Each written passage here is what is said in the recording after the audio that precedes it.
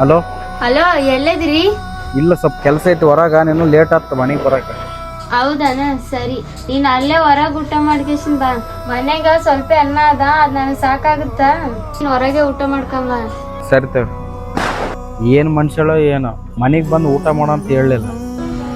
ಇವಾಗ ಬಂದ್ರನ್ರಿ? ಏನ್ ಊಟ ಮಾಡಿ ಬಂದಿರಿ? ಬಿರಿಯಾನಿ ಊಟ ಮಾಡಿ ಬಂದಿರಿ.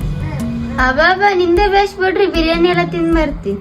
ಅಲ್ಲ, ಇವತ್ತು ಮಂಗಳವಾರ ಬಿರಿಯಾನಿ ತಿನ್ನಲ್ಲ. ಬಿರಿಯಾನಿ ತಿಂದಿನ ಅಂತ ಹೇಳ್ತಾನ. ಇಲ್ಲ ಅಲ್ಲ, ಬಿರಿಯಾನಿ ಸ್ಮೆಲ್.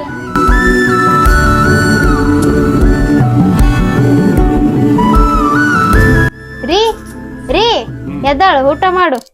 ಅಲ್ಲ ರೀ, ನೀನ್ ಬಂದ್ ಉಪವಾಸ ಮಕ್ಕಂಡ್ರ ನನ್ಗೇನ್ ಗೊತ್ತಾಗಲ್ಲ ಅಂತ ಮಾಡಿದೇನ್? ಅಲ್ಲ ರೀ, ನೀನು ಒಂದ್ ಮಾತ್ ನನಗ್ ಹೊರಗೆ ಏನೋ ತಿಂದಿಲ್ಲ ಅಂದಿದ್ರ ನಾನು ಬಿಸಿ ಬಿಸಿ ಅಡಿಗೆ ಮಾಡ್ಕೊಡ್ತಿದ್ದಿಲ್ಲ ನಿನಗೆ. ಸಾರಿ ಮಮತಾ, ನಿನ್ ಬಗ್ಗೆ ತಪ್ಪಾಗಿ ತಿಳ್ಕೊಂಡ್ಬಿಟ್ಟಿದ್ದೆ ನಾನು. ಏನಾಯ್ತು ರೀ?